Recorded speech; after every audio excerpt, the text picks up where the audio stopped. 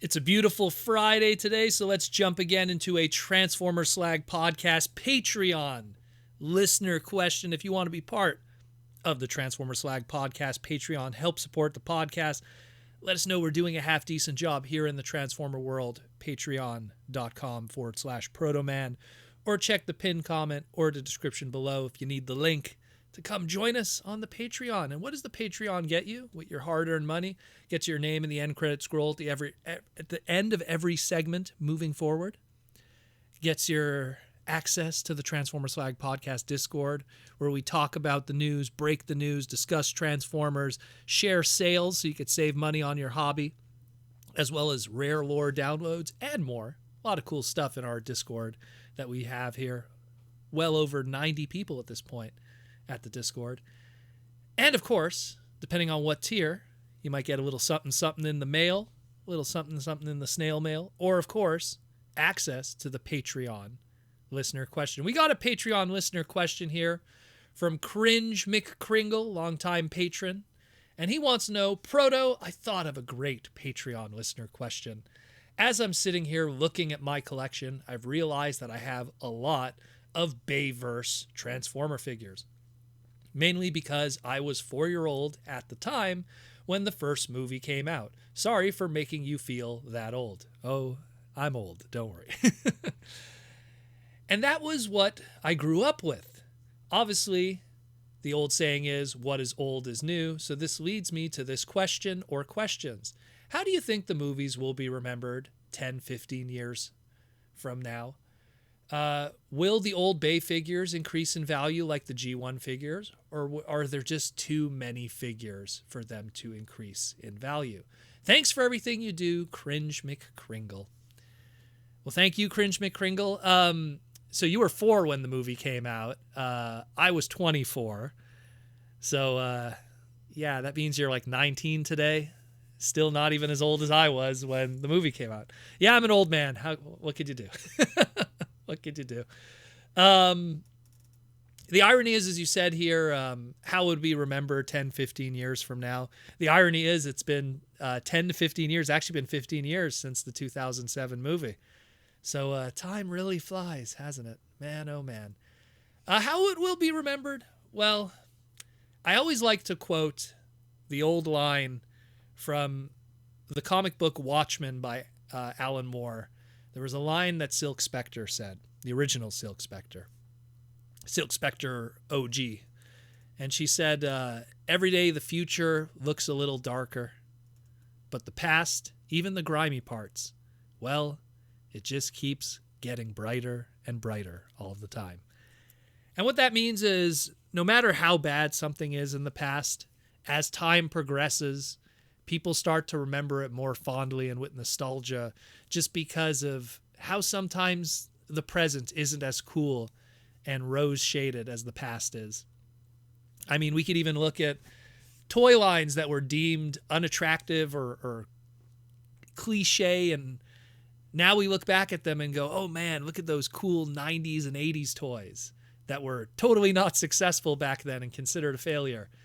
So something like the Michael Bay movies that, while debatably, depending on who you talk to, were not good movies, they did find a lot of success for Transformers. And at the end of the day, that's what it'll always be able to say, is that it brought Transformers back into the mainstream in a big way that really was heavily responsible for its mainstream attention that it gets still to this very day as of this recording, is because of the success of those Michael Bay movies. If not for those movies, I'd hate to say it, but I think we'd probably be in the same, vein of what the struggles that He-Man is going through in G.I. Joe right now. I think we'd kind of be there. So a necessary evil, if you will. The movies had their high moments, great action, great racing, car chase scenes and stuff like that. Not really good for character development for Transformer characters, or Transformer characters getting a lot of lines, despite the name, it's their name in the title. But again, they served its purpose. It's been a multiple, amount of movies right now, going on our 7th movie coming up of the live action universe. And we'll just see how it goes from there. But we can't deny We can't deny that it puts the eyeballs on the brand. And at the end of the day, that's what really matters.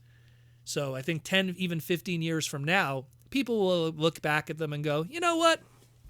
They're a little jumbly. Dialogue isn't that great. Not a lot of Transformer character development, but a lot of action, and it's a roller coaster ride. Or as I like to sometimes put it, it's junk food. It's not good for you. You shouldn't have it every day, but you still, in the back of your mind, love it. And that's in a lot of ways what the Bayverse movies are. Your second question here, will these old toys increase in value like Generation 1? Unfortunately, I would say no. I mean, there is obviously exceptions to the rule, and I'll get into that, and you'll get a little bonus Transformer Finance video through this as a result.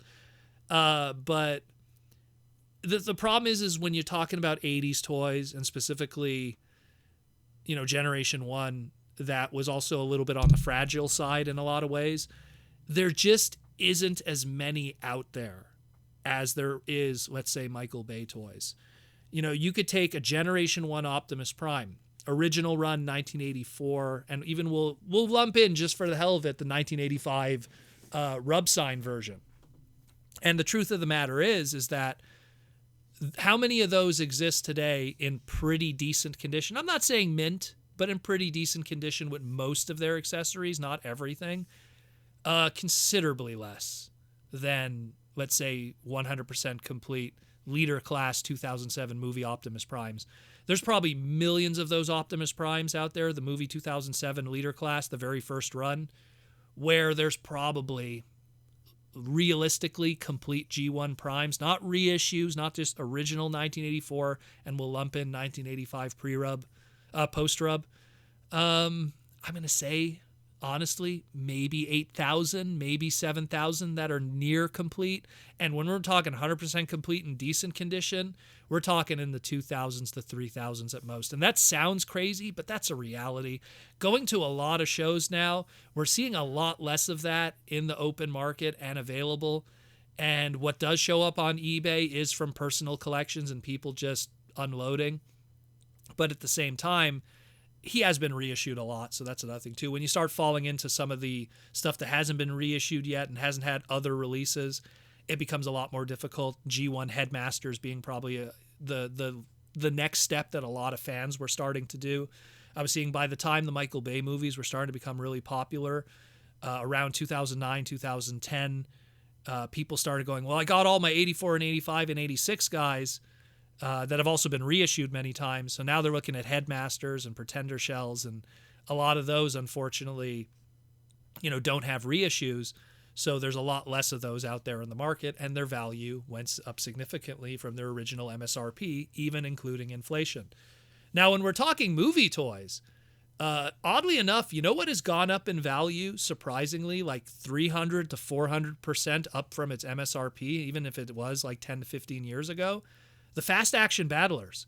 Fast Action Battlers were a price point that a lot of people ignored, especially the collectors, because they were just weird.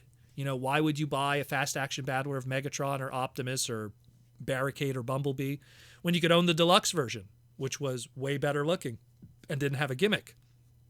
So a lot of people skipped on them. But the Fast Action Battlers now, my goodness, some of them, original MSRP was $8.99 to $9.99 back then in 2007 to 2009 that the Fast Action Battlers existed. Today, mint on card, they go between $30 and $40. So again, a 300 to 400% price increase, which is pretty good. Not bad considering. But again, maybe it's just inflation, considering like what are the prices of deluxes today? Deluxes used to be $10 back then, and now they're reaching that $30 to $40 price point in a couple of years. So maybe it's just inflation, but at the end of the day, those fast action battlers, if you bought them and kept them carded, there's some value there. And if you get some of the really weird ones too, like the later like a Fire Attack Optimus Prime or Ion Blast, Jazz, some of those are like $50 to $60 because people really didn't get those ones.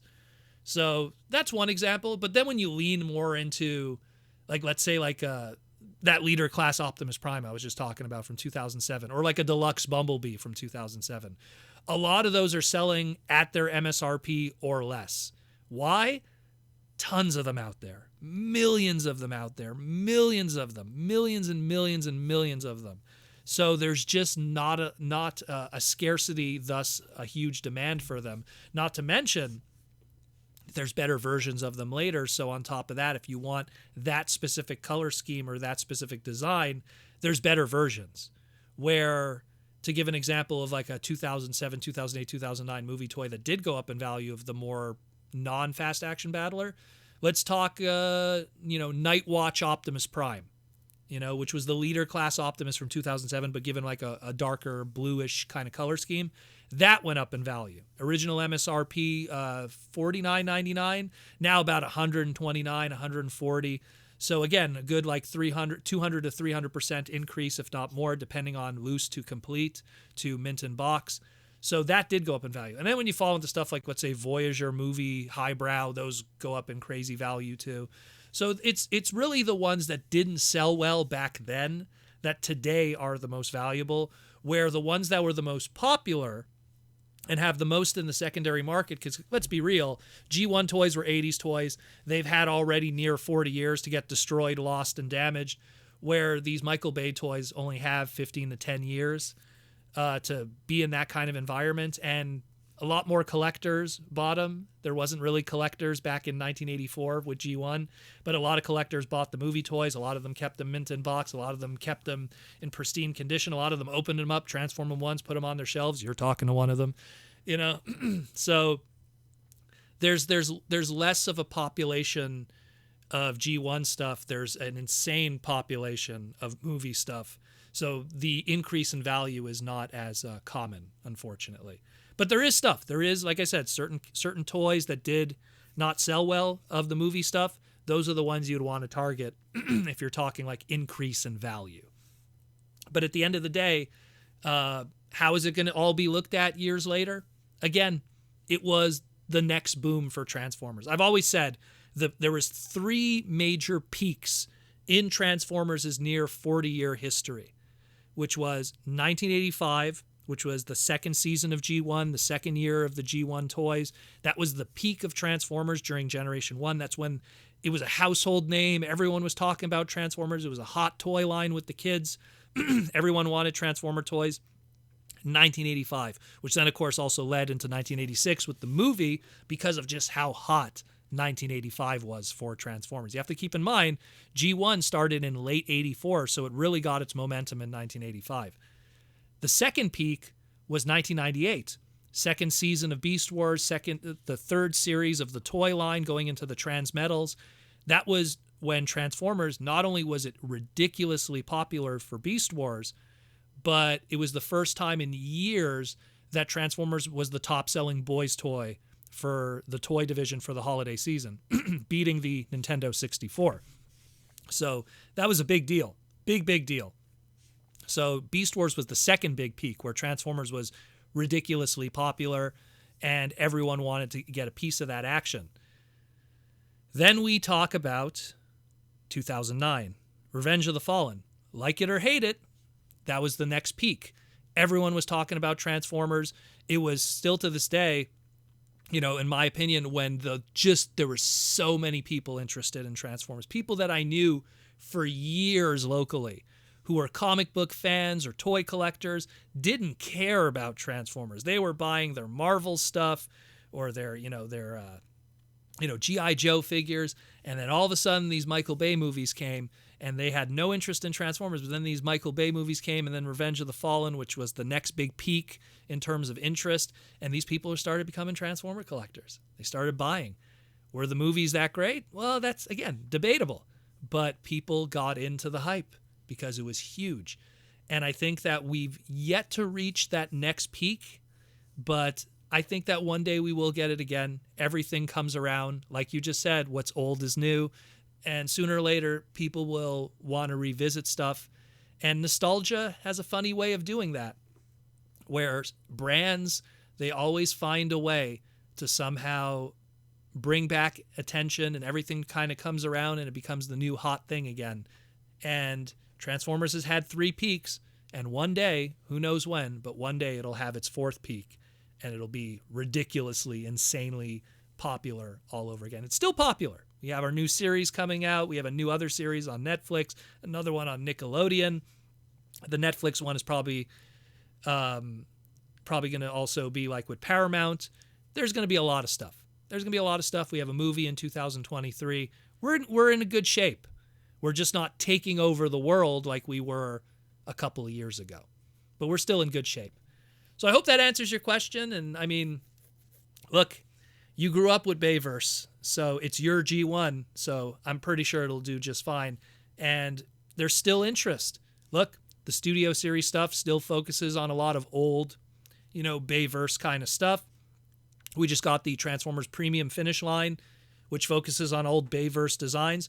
There still is interest, heavy interest, in the Michael Bay kind of continuity and those characters and designs. And if they're making toys, and they continuously keep making toys, clearly people are buying them, and clearly people are enjoying them. So I hope that answers your question, Cringe McCringle. And if you want to be like Cringe McCringle and be a member of the Patreon, support the podcast, let us know we're doing a good job, come hang out in the Discord, or you just want to throw us a couple bucks a month just to let us know that you like what we do. Again, patreon.com/Protoman, or check the pinned comment or the description below. Tomorrow is Saturday. We're going to have our live stream where we'll be updating the news and doing some housekeeping and everything like that. So be sure to come tomorrow, Saturday night, for the live stream. And as I always say, come rock out with the robots in disguise.